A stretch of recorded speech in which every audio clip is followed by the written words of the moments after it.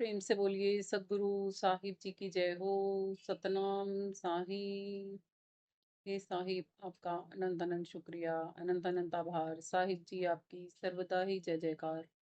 आदरणीय सर्व संतों की जय हो। उपस्थित आदर के योग्य सभी जीवात्माओं को मेरा नमन। सतनाम साहिब। शुभ अशुभ कर्मों को आत्मज्ञान अग्नि में दग्ध किया जाता है, तब हम मुक्त हो सकते हैं। और ये आत्मज्ञान जाना कहाँ से जाता है? ये आत्मज्ञान जानने के लिए श्री कृष्ण जी कहते हैं, तत्विधि प्रेणी पाते ने प्रिय प्रश्न ने सेवाए उपदेशंती ते ज्ञानम ज्ञानी ने तत्वदर्शी ने। कि हे अर्जुन, तत्वदर्शी संतों की शरण में जाओ, श्रद्धा भाव से दंडवत प्रणाम करो, उनकी सेवा करो। यदि वो आपकी उस सेवा से खुश हो जाएंगे, आप पर प्रसन्न हो जाएंगे, तो आपको आत्मज्ञान का उपदेश दे देंगे। जब वो आत्मज्ञान की ब्रह्म अग्नि, बोला जाता है आत्मज्ञान की अग्नि को, आत्मज्ञान की उस अग्नि को जब आप उद्गारित कर लेंगे, अच्छी प्रकार से प्रज्वलित कर लेंगे, तो फिर उसमें आप, जैसे प्रज्वलित अग्नि में तमाम ईंधन भस्ममय हो जाते हैं, चाहे आप उसमें अच्छे डाल दो पदार्थ या बुरे डाल दो, सब भस्ममय हो जाते हैं ना। ऐसे ही आपकी ज्ञान अग्नि में, उस ब्रह्म अग्नि में तमाम शुभ और अशुभ कर्म आप दग्ध कर सकते हो, यदि करना चाहोगे तो। यदि नहीं करना चाहोगे तो इकट्ठे भी रह सकते हैं। ज्ञान अग्नि में जब शुभ अशुभ कर्मों को आप दग्ध कर दोगे, तो फिर क्या होगा? आप नहीं कर्मी हो जाओगे। जैसे प्रज्वलित अग्नि में आपके काम की चीजें या आपके अकाम की चीजें, जो आपके काम नहीं आने वाली, जो भी आप अग्नि में स्वाहा कर देते हो, वो सब खत्म हो जाती हैं। ऐसे ही शुभ और अशुभ कर्मों को भी खत्म किया जाता है। दादू जी महाराज कहते हैं कि ये ही नैना देह के, ये ही आत्म हुई, और ये ही नैना ब्रह्म के। आ गया ना ब्रह्म अग्नि और आत्म। यही हमें वाणियां क्यों नहीं समझ में आती? क्योंकि हम वाणियों को ध्यान देकर समझते नहीं, केवल पढ़ते पढ़ते रहते हैं। यही नैना देह के, यही आत्म होए, यही नैना ब्रह्म के, और दादू पलटे दोई। अब दो ही कहा है ना यहाँ पे, ये तो नहीं कहा तीनों पलट दिए। आत्मा और ब्रह्म तो दोनों एक ही बता दिए ना। ब्रह्म अग्नि उद्गारित हो या आत्मज्ञान अग्नि उद्गारित हो, बात तो एक ही है। यानी कि जब हम इस तन से पलटते हैं, तब हम आत्मा के दर्शन कर पाते हैं। तन के अंदर जब जाते हैं, और जब आत्मा में भी और अंदर उतरते हैं, तो हम परमात्मा को पा पाते हैं। अब अब आ गया इस वाणी का मतलब सही से तरीके से समझ में, कि यही नैना देह के, यही आत्म होए, यही नैना भ्रम के, दादू पलटे दोए। तो जब वो भी पलट दिए, तो क्या बन गए?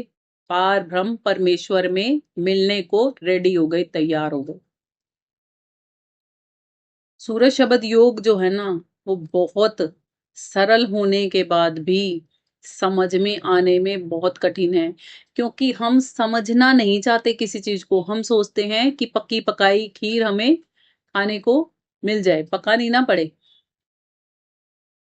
जो गृहिणियां खीर पकाती ना, उनसे पूछ के देखो, पहले वो चावलों को बीनेंगी, एक एक दाने को साफ करेंगी, फिर उसको भिगोएंगी, मसलेंगी, इधर दूध गर्म रखेंगी, दूध को भी पकाएंगी, फिर कहीं जाके उसमें चावल डालेंगी, फिर चलाती रहेंगी, कड़छी से चलाती रहेंगी। है ना, टाइम लगता है ना। और बच्चे को क्या चाहिए? बस पका पकाया माल मसाला हमारे सामने आ जाए, बस मम्मी बनी नहीं अभी तक खीर, बनी नहीं अभी तक खीर अरे 1 घंटा लगेगा खीर बनने में, तो 5 मिनट में थोड़ा ना खीर बन जाएगी। मगर हमें क्या चाहिए? जल्दी जल्दी जल्दी जल्दी। संसार का भी हमें सब कुछ क्या चाहिए? जल्दी से मिल जाए। बस मैंने बैठा नहीं, मैंने कोई कामना करी नहीं, भगवान जी तो आज अभी की अभी पूरी कर दें। है ना? लगता है ना हमें ऐसा सबको। और मालिक क्या कहते हैं? धीरे धीरे। ऐसे ही श्री गीता में श्री कृष्ण जी ने भी कहा है, अभ्यासेन तो कौनते दुर निगम चले।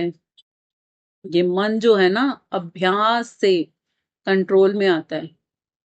और साहिब क्या कहते हैं? मन की आदत को कौन बदल सकता है? कोई विरला सूर जो होगा, हरि का जो प्यारा होगा वो बदल सकता है, ऐसे तो कोई भी नहीं बदल सकता। आज हम कैसे कैसे जिंदगी जीते हैं, अपनी अपनी जिंदगियों को खुद से देखो, टटोलो, समझो कि हम किस तरीके का जीवन जी रहे हैं और हमारा ये जीवन कैसा हो सकता है। होने को तो हमारा जीवन सबका सुखमयी और आनंदमयी हो सकता है हर पल के लिए, मगर हम जी कैसे रहे हैं? दुखों में और चिंताओं में ग्रसित जीवन जी रहे हैं। जी रहे हैं कि नहीं? और दुख और चिंता अगर किसी को हम दूसरे को बताते हैं ना, सामने वाला सुन के ही कहता है ये भी कोई चिंता है, ये भी कोई दुख है भला, है ना? मगर हमारे लिए वो चिंता और वो दुख इतने बड़े बड़े होते हैं, इतने बड़े बड़े होते हैं कि हमारे को समझ नहीं आता, क्योंकि हम उस तरीके से उसको देखते ही नहीं है। हम अपनी कभी भी दुख और परेशानी को थर्ड पर्सन बन के नहीं देखते, दृष्टा बन के कभी नहीं देखते। हम उस परेशानी में खुद को उलझा के फिर देखते हैं, तो इसलिए हमें उस समस्या का समाधान कभी मिलता ही नहीं। अभी सपोज करो, जो हमारे अपने सबके जीवनों में जो परेशानियां चल रही हैं, किसी के में कुछ होगी तो किसी के में कुछ होगी। उस सेम परेशानी को यदि आपकी सहेली आपसे डिस्कस करे या आपका दोस्त आपसे डिस्कस करे कि भाई मेरे को ऐसे ऐसे परेशानी है, तो एक बार तो पता है आप क्या कहोगे कि तूने ना ये कर लेना चाहिए। फिर बाद में उसको थोड़ी देर बाद पता है क्या कहोगे, परेशान तो मैं भी इसी बात से हूं, है ना? उसको तो एडवाइस दे दी कि तूने ये कर लेना चाहिए, और खुद भी सिमिलर परेशानी से परेशान है तो खुद के लिए आंसर नहीं मिल पाता। जैसे सपोज करो कि मेरे घर में कोई बीमार है, तो मेरे को तो 10 जने एडवाइस दे देंगे कि उसको काढ़ा पिला दे, उसको डॉक्टर के ले जा, ये कर ले, वो कर ले, फलां कर ले, ठीक है ना? अभी सेम कंडीशन आपके पास भी है वही, तो अभी आप दूसरों से सलाह मांगते फिरोगे। मैंने उसको तो बता दिया डॉक्टर के, मेरा भी सिर दुख रहा है भाई, तू डॉक्टर के क्यों नहीं जावे? है ना? वो एडवाइस जो हम दूसरों को देते हैं वो हम अपने ऊपर अप्लाई नहीं करते, और पता है क्या कहते हैं, जो एडवाइस आप खुद के ऊपर अप्लाई नहीं कर सकते ना, वो आप दूसरों को दो मत।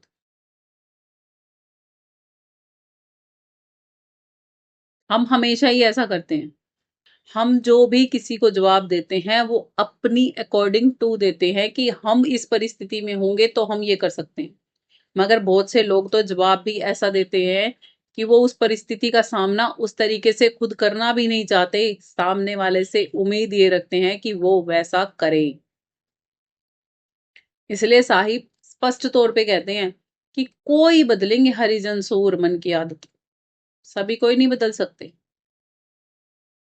क्योंकि सभी कोई खुद को ना ही तो जानने की कोशिश करते, और जान के भी सपोज करो अगर आप आज आपको ये बता भी दिया जाए कि आप आत्मा हो, आप यहाँ पर स्थित हो, आप अपने आप को देख सकते हो और देखते भी हो, तब भी अपनी परेशानियों का आप हल नहीं कर पाते हो, तो भी क्या फायदा उसको देखने का? आपको कोई दो बात सुना दे, आप में इतने गट्स नहीं है, इतनी हिम्मत नहीं है कि उसका सामना भी कर लो। हम इतना पेशेंस नहीं रख पाते जब हम सामने वाले की कोई भी अच्छी या बुरी बात सुनते हैं, तो पहले उसकी बात को ध्यान से सुने, समझें, और फिर उसको जो सटीक आंसर है आराम से प्यार से देकर वापस आ जाओ। पड़ती है तो बना के रखो, नहीं पड़ती तो बाइकआउट कर लो, बस। समाधान तो हो सकता है, मगर हम समस्याओं में उलझे रहना ही पसंद करते हैं, इसलिए ही हमारा समस्याओं के साथ में बार बार सामना होता ही रहता है। संतों को देखोगे ना, वो हर एक समस्या को, उनके सामने उनके जीवन में क्या समस्याएं नहीं थी, वो हर एक समस्याओं को शांति से सुनते हैं, समझते हैं, फिर उसमें सही निर्णय लेते हैं और फिर बस उस पे अप्लाई कर देते हैं। उसके बाद वो दोबारा से बार बार उस निर्णय को चेंज नहीं करते, नहीं करते ना। ये है बाण बदलना, और हम क्या करते हैं, हम अपने एक निर्णय को 10 बार बदलते हैं। जब गर्भ से बच्चा बाहर आता है तो मुट्ठियां कस के क्यों बंद किए होते हैं? वो अपनी मुट्ठी में अपने जीवन ही लेके आते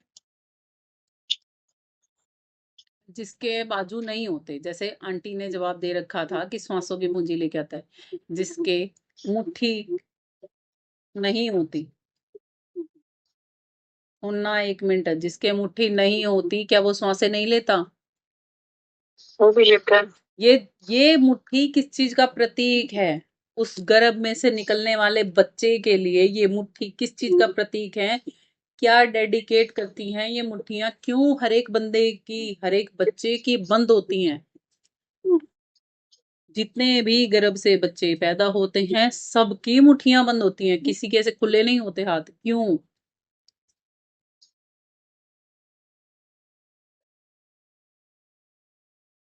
क्योंकि हम जब सुनते हैं ना, तो हमें जितना सुनाया जाता है हम उतने पे ही अटक जाते हैं। जैसे मुझको भी पहले यही पता था कि मुट्ठी में, बंद मुट्ठी में सांसों की पूंजी लाते हैं, और जैसे जैसे हमारी सांसें निकलती जाती है वैसे वैसे हमारी मुट्ठी खुल जाती है, एक दिन हम मरते हैं तो साथ ही दे हो जाते हैं, बस।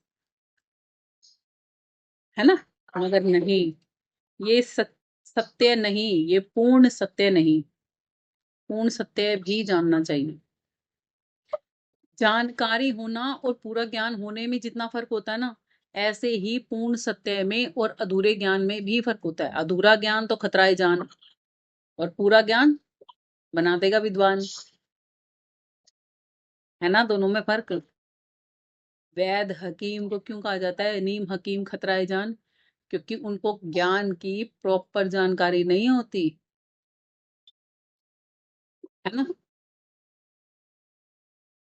इसलिए ही इसको भी समझो कि हम जब मुट्ठी बंद करके आते हैं गर्भ से, तो क्यों बंद करके आते हैं इतनी कस के? जी। देखो तो